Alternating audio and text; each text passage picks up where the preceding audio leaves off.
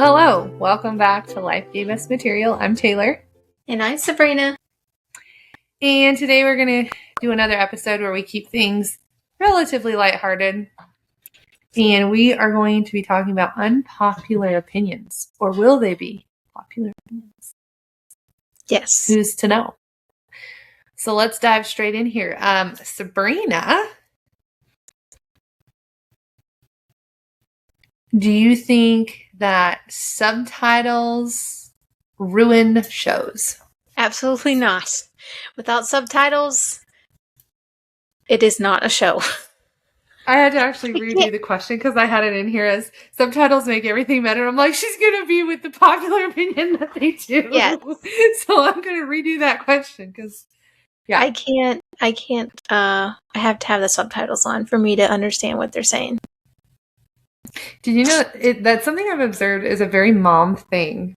Like, once you become a mom, it's like you always have to have subtitles on the TV, or at least that's what I've noticed with a lot of moms. Maybe it's because there's just a lot of background noise, and so it could be, whatever. Yeah. But I just thought that was really sweet. Yeah. Let's see.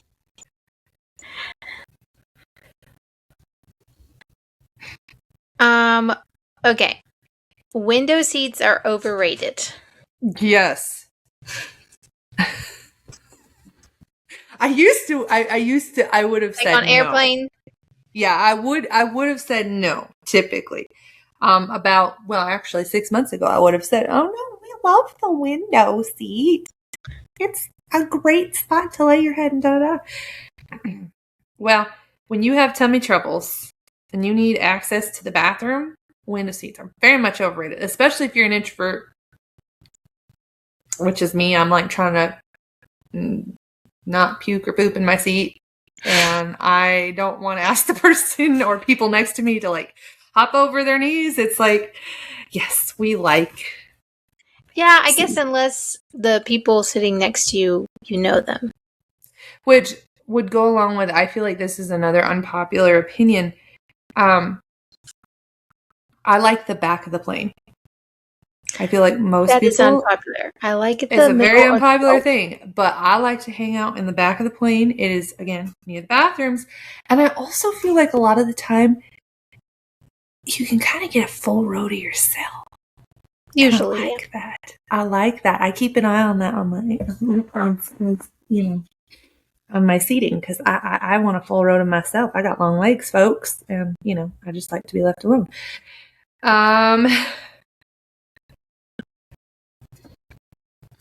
Let us see. What am I going to ask you? Unpopular opinion, Sabrina.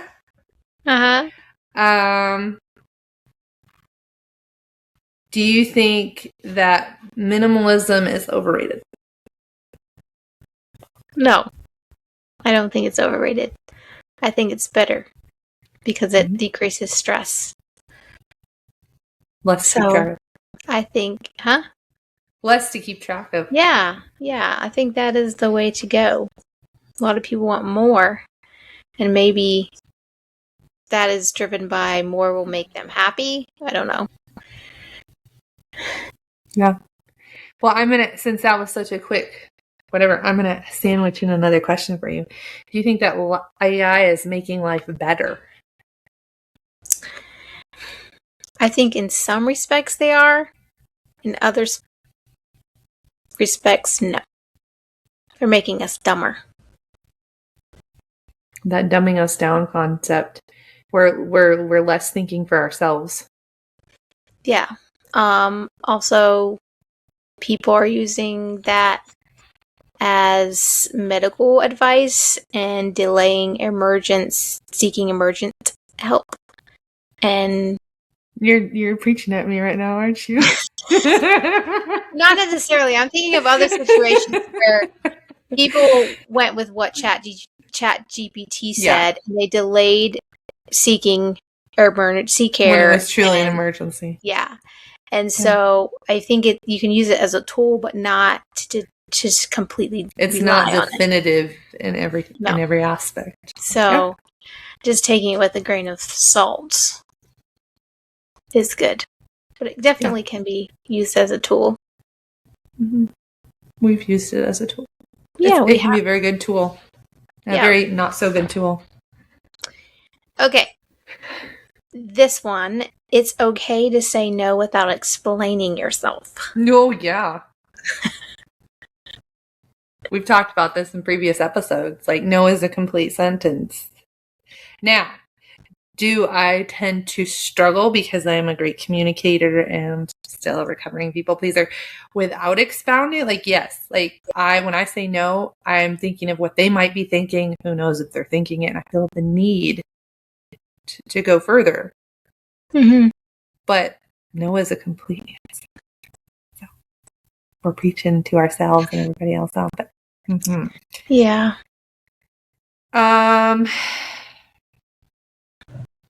Sprina K. Do you think that daylight savings time should disappear? Yes. I think we shouldn't have to just change our clocks. Mm-hmm. So yes. It does a number on our bodies. It does. Yes. This year especially, I feel like for myself, like, I felt it so palpably. It was awful. Okay. Let's see. Every restaurant should have online ordering. Oh, yes. In fact, one of my pet peeves is when I'm in a drive-thru and you can tell that multiple cars in front of you did not use the online ordering thing. Like, especially if there's like an app or something that makes it easy. Let's use Chick-fil-A, for instance.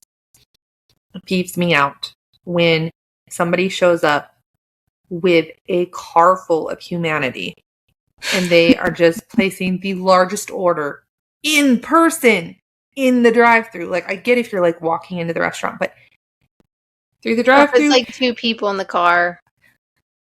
Days have passed on by here, folks, that we do that. There's an app. Please use it because it expedites me getting my food.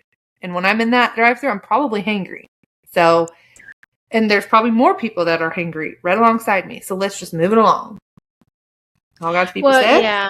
Amen. I know when Jonathan and I go to Chick-fil-A, we don't have the app. So we usually just go through the drive-thru or go inside.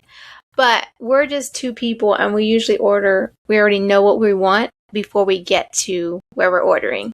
So it's easy to just say. Get that app. I don't want to be behind you. You get that app. You live so far away from me then. The chances of you driving behind me is very slim. And in the case that happened, I'd probably be surprising you when we would all be happy at that moment in time. Yeah. So, woohoo.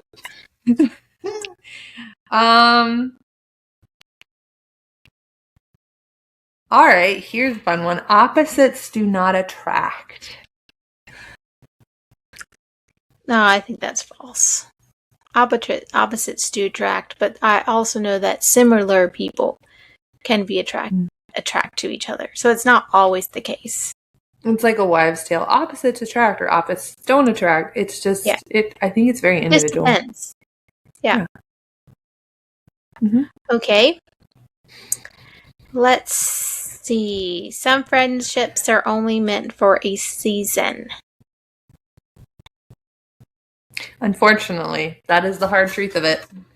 But yes, I do believe that. I haven't been alive for forever and ever, amen, but long enough to where I've had friendships that have passed by me where we've been close for a long time, and then it either just, there's an outgrowing there, whether it being one side doesn't want to grow alongside the other person and find mutual things and like be close anymore, or things can happen in the road where it's a deal breaker for one or both sides and it just moves along, and it was for a season. I've had a lot of seasonal friendships, and that is really hard. Mm-hmm. I like the ones where it's like, I'm stuck to your face like an octopus. Yeah. Which is what we have, and I love it so much. Ooh, my eye is twitchy. Do you think the snooze button should not exist? No, I think it should. But you should use it responsibly. Like, you should only snooze it once. Now, here's a question. Have you ever snoozed it more than once? I have. That's why I said only once. Because snoozing it more than once. Well, I have the alarm. I don't use the alarm on my phone unless I'm away from home. And usually I don't need to use an alarm anymore. But if I need to, I have a clock that the sunlight or the sunset and sunrise clock where it slowly gets brighter. Is it the Hatch one? Oh, I can't remember. Yeah, I think the Hatch one. But there is a way to snooze it, I guess. I could hit the snooze button, but I'm not sure where that snooze button is. That's probably good. So I don't snooze it. It forces me to literally get out of bed and turn it off because I have to turn off the light. Oh. See, mine is, I always use my Garmin, and so it buzzes my wrist. And so I have to like wake up and turn, but it's easy to snooze that sucker too. But I hate alarms so much. I typically wake up before it because I just the brain. What is your record for how many times you've snoozed? Do you remember? No, I don't remember. Was it during nursing school? I was just going to say it was probably during nursing school. Yeah. But I'm not a person that snoozes it very often. Yeah.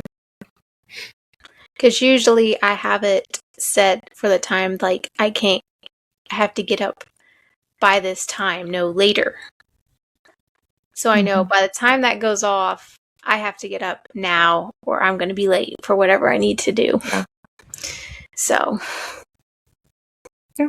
But I usually wake up before the alarm actually goes off. I think we all just don't like alarms. No. Okay. Let's see.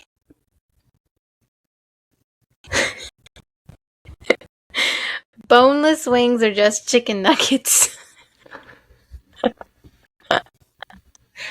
I mean, I guess, like, when you consider, like, actual bone-in wings versus boneless, they seem pretty different. Now, do I prefer the chicken nugget boneless version? Yes, ma'am. But, yeah, I guess they kind of are like a glorified chicken nugget. Delicious. But, yeah, I guess. Yeah. Yes. I guess. Sabrina K., do you think small talk has value? Not for me personally. I have such a hard time with small talk. It's the introversion. Yeah, I don't hate small talk. I mean, small talk, like, there is value in when you're, like, at a grocery store or a restaurant and you kind of have small talk with your cashier or your waiter or waitress. That is valuable because you're kind of creating a connection with somebody that you probably won't ever meet again. So in that respect, I think small talk is valuable because you're not going to go in a full-blown conversation usually with these people. But as far as, like, getting together with friends and family or, like, going to different events and trying to have a conversation with somebody of just, how are you? Good. It feels like it's pulling teeth. It's just awful. Yeah. It's like, I don't... And I agree with you, like, those little moments, like, at the cashier or, you know, if a receptionist or whatever. In those moments, I feel like small talk is absolutely acceptable because it's a short exchange. And in that short exchange, you can make somebody's day. And so I see the value in that. But otherwise, in, like, actual friendship or whatever, small talk is just... It makes everything so uncomfortable. Yeah. Severely so. Okay. Let's see here. Christmas movies always have the same plot? Nowadays, or shall we say, a certain Hallmark. Yes. Yeah. Hallmark has a trending theme of their Christmas movie. Yeah, I mean, you can pretty much say what's going to happen in the plotline. How movies used to be a little less predictable and a little more enjoyable. I feel like the older movies are just even maybe even like 30 years back. I don't know. It just nowadays they're not like Hallmark puts out how many new Christmas movies in a year. Like it feels like there isn't quality there. And I guess we're not talking about quality, but predictability is absolutely there. Yeah. Now, do I crave me some Hallmark during the holiday season? Yeah. But you always know how it's going to end within like the first few minutes. I know. And I sit there and it does get old really, really fast, but I love the idea of it. And then I get into it and I'm like, this is all just kind of the same. Plus, my husband quite makes fun of it, so that just kind of ruins it. Well, when you come to visit anytime, or I come to visit you, we can watch Hallmark movies. Yeah, so then we'll just make fun of it together, and it'll be valid at that point in the game. Because some of them are so cheesy. I'm just like, They are so this is cheesy. so unrealistic. You met each other like 3 days ago, and now you're getting engaged. And oh, I know what I want. It's you, and blah blah blah, and I'll abandon everything, and it's like whatever. No. Okay. Yeah, you. Spring K, are board games underrated? Underrated? Mm-hmm. It's more like they're overrated. Thank you. I'm not a big game player, and I think that's because I can't say we didn't play games growing up, because we did. I think I just was boring. Yeah, I agree. All these people that are like, let's have a game night. I'm just like, that is a nightmare waiting to happen for me. Like, if I'm going to spend my time in the evening somewhere, I don't want to be playing games most of the time. And I humor it for people I love. Yeah. But I don't love it. I don't love it. Yeah. So that's why getting together with you is so refreshing. Though I like card games. If like yes, I do too. Yes, card games are different than board games. Yeah. Different. Okay, let's see here. You want to do one more each? Yeah, I was just gonna say. Okay. Okay, rewatching comfort shows is better than starting something new. Ooh, that's a good one. Oh man, I feel like there's validity to both. No. The truth. Because I'm thinking, okay, I'm thinking like if I'm in a spiral out of anxiety or something and I'm really struggling, am I gonna want to reach for something new? No. I'm gonna want to reach for like Julie and Julia or Heart of Dixie or the Waltons or something that's just very comforting. Mm-hmm. And it almost makes life feel more okay, even if life is hard in the moment. Yeah. I think comfort shows are going to be where it's at in this one. And I'm guessing that's where you're sitting too. Yeah, because you know what's going to happen. Yeah. Versus a new show, you don't know. You can anticipate, because sometimes it's very. Oh, a new show? I thought you were saying trying a new thing. No, new show. Or watching an old show. Oh, okay. That changes. Or does it? No. It does not. No. It does not change. No. If things are going hard in the moment, I'm going to reach for a comfort show. In fact, a lot of times when I'm spiraling out or having a hard time, like I'll ask Albert, like I'll want to watch something comforting and he'll like give me a foot massage or something. And it helps calm me down and center me a little bit more. So, oh, here we go. I know the answers to this one. Should I ask it?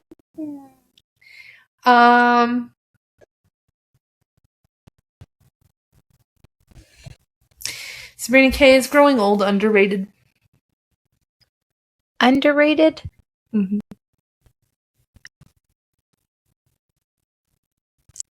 I'm not sure. It's inevitable. It's going to happen. It's going to happen to majority of us. Mm-hmm. So we might as well embrace it. Yeah. I think for myself, I think it's a gift. Yeah. Yeah. Not everyone gets it. I think it's underrated in the fact of people, they get upset that they're growing old, but it's like, you see so many people that don't get to make it to being older, and they wish that they could have. And it's like, at that point, no. Like, it is underrated in that fact. Because, yeah, it's a gift. So with that, what are you thankful for? I am thankful that tomorrow it is supposed to be 70 some degrees, because it has been like the devil's booty out there. It was 110 yesterday. Nothing. So I'm grateful for a reprieve. What are you grateful for? I'm thankful to be back home after being away for a few days for a family reunion / memorial service. So it's good to be back home and get back into my routine. Yeah.